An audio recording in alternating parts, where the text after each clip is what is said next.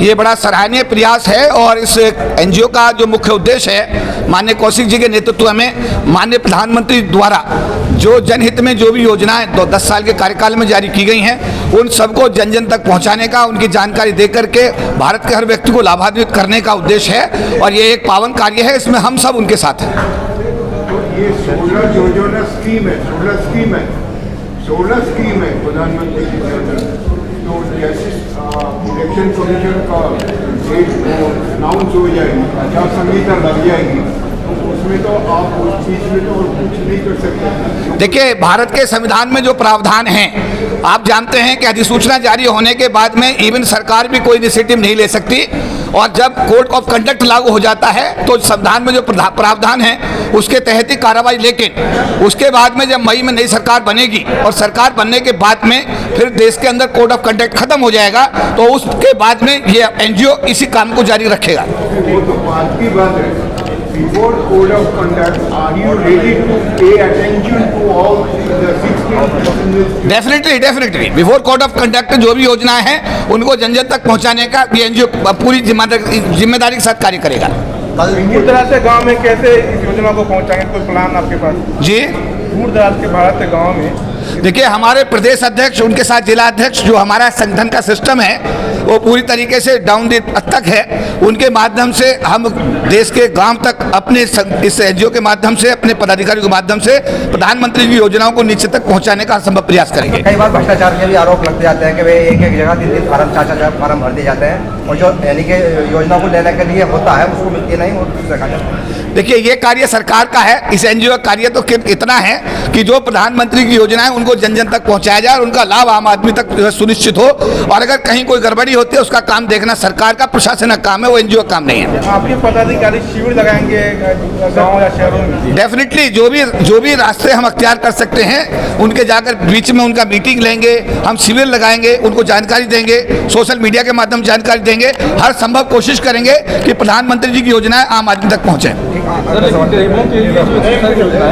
जी, गरीबों के लिए इतनी सारी योजनाएं हैं, योजना क्या उनको प्राप्त हो पाती है? इस तरीके से गरीब लोगों का हमेशा जमावड़ा होता है और हर एक चीज़ों के लिए वो संघर्ष करते हैं, और ऐसे में जब गरीब कल्याण की बात होती है तो वो कहाँ तक सही होता है? जब पहले कुछ नहीं होता था, आज बहुत कुछ हो रहा है।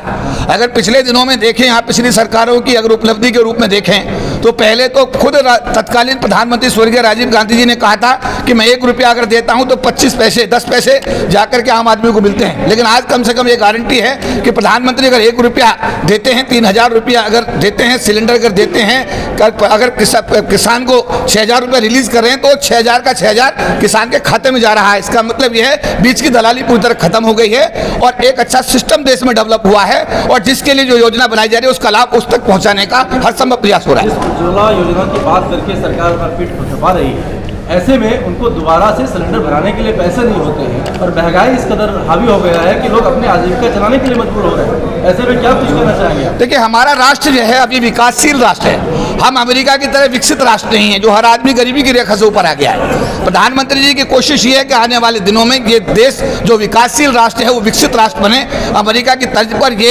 एक विकसित राष्ट्र बनेगा और सारे देश के नागरिक जब गरीबी की रेखा से ऊपर आएंगे तो सबके सिलेंडर भरने के उनके लिए पैसा भी होगा, इलाज के लिए पैसा होगा, उनके पास गाड़ी भी होगी, घर भी होंगे, लेकिन उसके लिए एक समय सीमा जो अभी कहा जाता है कि 70 साल में जो नहीं हुआ वो 10 साल में कैसे संभव है, लेकिन फिर भी 10 साल में जो हुआ है वो अपने आप में ऐतिहासिक है।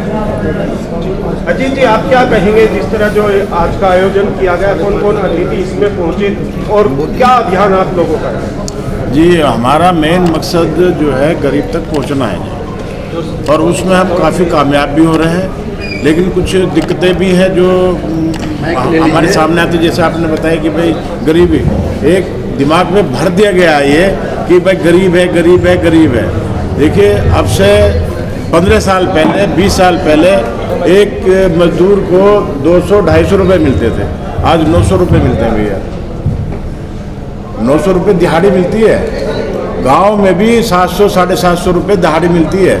तो आप ये एक दिमाग में सेट किया जा रहा है कि परेशानी है, गरीबी है, गरीबी यानी कि गरीब नहीं है, नहीं गरीब तो है ही है, गरीब तो है, लेकिन जो ये कह रहे हैं कि भाई अब ये नहीं कर सकते, मैं ये नहीं कर सकते, ऐसा नहीं कर सकते, ऐसा नहीं है। इतना नहीं है। गरीब तो 30% ऐसे जिस पे एक टाइम में खाना नहीं मिलता। प्रधानमंत्री जी ने 5 साल की योजना बनाई है दोबारा से कि राशन बांटा जाएगा दोबारा से जी, जी, लोगों को। जी। तो ये बंद कर देना चाहिए, चालू रहना चाहिए? नहीं तो चालू रहेगा जी, वो चालू ही रहना चाहिए।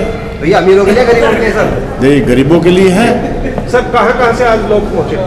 हमारे 13 प्रदेशों के प्रदेश अध्यक्ष हैं और करीब 20 प्रदेशों से जो हमारे प्रदेश के मेंबर हैं वो आए हैं।